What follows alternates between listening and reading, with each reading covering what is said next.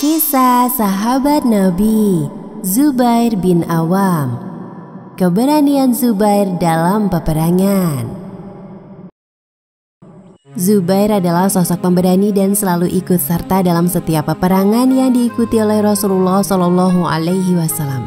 Di antaranya adalah Perang Badar, Perang Uhud, Perang Khandaq, dan perang-perang yang lain. Zubair memiliki banyak keistimewaan. Salah satunya adalah malaikat menyerupainya dalam Perang Badar. Saat itu pasukan muslim yang berkuda hanya 2 orang, yaitu Miqdad bin Aswad dan Zubair bin Awam. Zubair menjadi pemimpin pasukan sayap kanan. Zubair memakai sorban berwarna kuning yang dililitkan, dan ia dengan gagah berani menumpas musuh. Pada saat itu malaikat Jibril turun membantu pasukan muslim dengan berpenampilan menyerupai Zubair, baik bentuk tubuh, pakaian, serta sorban Zubair. Rasulullah Shallallahu Alaihi Wasallam pun menyampaikan kepada para sahabat bahwa di kancah peperangan Badar ada Jibril yang turun dengan tanda-tanda menyerupai Zubair.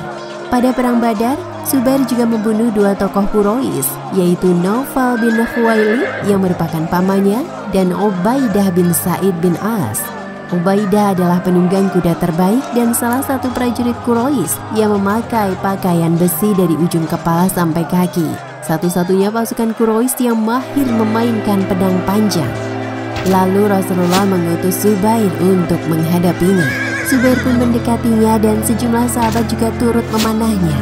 Tetapi anak panah itu jatuh tidak bisa menembus tubuh Ubaidah. Ketika ditebas dengan pedang juga tidak mempan. Zubair terus mencari cara agar dapat mengalahkan Ubaidah. Sampai Zubair bisa berhadapan dengan Ubaidah. Zubair melihat Ubaidah dengan pakaian besi sangat rapat, sehingga tidak terlihat darinya kecuali hanya kedua matanya. Maka Zubair menyerang Ubaidah dengan sebilah tombak. Allahu Akbar! Ia lempar tombak itu tepat mengenai matanya, hingga Ubaidah pun tewas. Zubair juga hadir dalam peperangan Uhud. Saat itu Rasulullah Shallallahu Alaihi Wasallam melihat seorang laki-laki yang membunuh kaum muslimin dengan ganas. Maka beliau berkata kepada Zubair, "Lawanlah dia, wahai Zubair." Kemudian Zubair segera naik ke sebuah bukit dan ia menyerang laki-laki musyrik tersebut dari atas. Akhirnya Zubair berhasil mengalahkannya.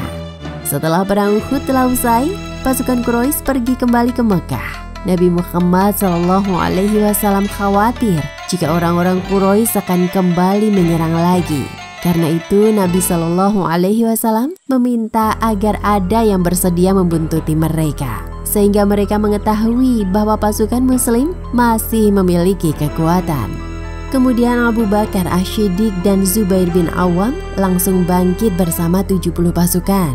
Mereka berjalan dan mengikuti jejak orang-orang Quraisy. Ketika kaum Quraisy mendengar keberangkatan pasukan Abu Bakar dan Zubair, mereka menyangka bahwa itu adalah pasukan inti kaum muslim yang akan mengejar mereka. Oleh karena itu, mereka bergegas mempercepat perjalanannya pulang ke Mekah. Pada tahun 5 Hijriah terjadi Perang Ahzab atau disebut juga Perang Khandaq. Disebut Perang Ahzab karena bermakna gabungan atau sekutu dari beberapa kelompok. Kaum Yahudi adalah otak dari perang ini. Mereka mengajak kaum Quraisy hingga suku Ghatafan untuk menyerang kaum muslim di Madinah. Maka bersatulah mereka sehingga membentuk pasukan sekutu dengan jumlah pasukan sekitar 10.000 orang. Pada perang itu, Bani Quraizoh, salah satu kelompok Yahudi, mengkhianati perjanjian yang disepakati dengan kaum muslim. Mendengar kabar tentang pengkhianatan Bani Quraizoh, Rasulullah Shallallahu Alaihi Wasallam bersabda, "Siapakah yang bersedia pergi untuk mengetahui berita tentang Bani Quraidah?"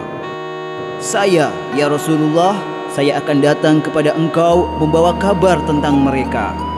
Kemudian Zubair berangkat dengan kudanya menuju Bani Quraizoh. Kampung Bani Quraizoh terletak di tenggara kota Madinah. Setelah Zubair kembali dengan membawa berita, Rasulullah Shallallahu Alaihi Wasallam ternyata masih memerlukan informasi lagi. Lalu untuk kedua kalinya Rasulullah Shallallahu Alaihi Wasallam kembali bertanya, "Siapakah yang bersedia pergi untuk mengetahui berita tentang Bani Quraidah?" "Saya, wahai Rasulullah."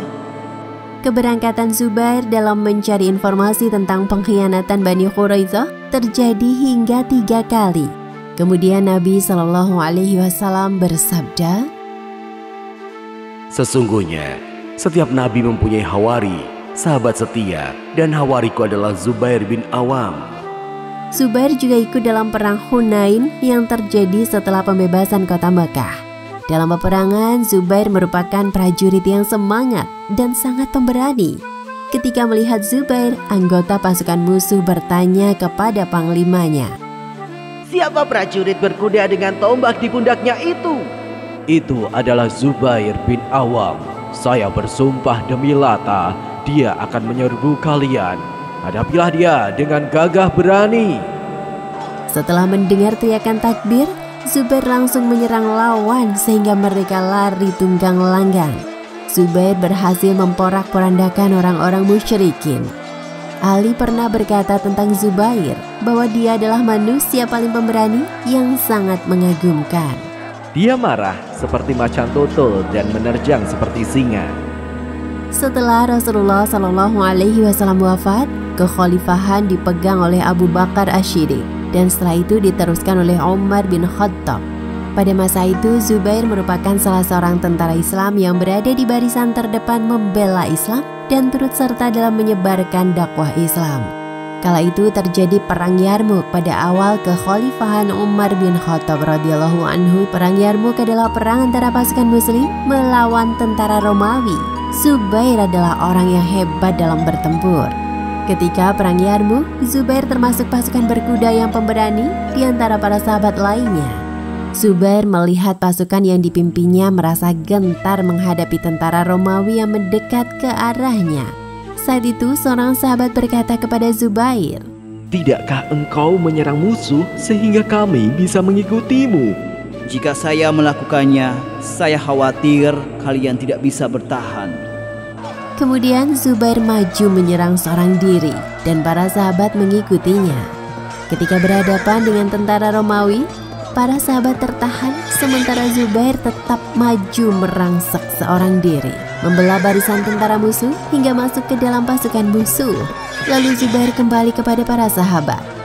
Kemudian Zubair kembali menyerang pasukan musuh, tetapi kembali lagi untuk membantu para sahabat. Sampai ketika itu, Zubair terkena 2 kali tebasan pedang di pundaknya. Keberanian Zubair tersebut membuat mental lawan menciut. Demikian kisah tentang sahabat Nabi, Zubair bin Awam radhiyallahu anhu. Hikmah yang bisa diambil dari kisah tadi antara lain, pertama, hendaknya kita bersegera dalam menyeru panggilan Allah, seperti halnya Zubair bersegera dalam memenuhi perintah Allah dan Rasulullah SAW.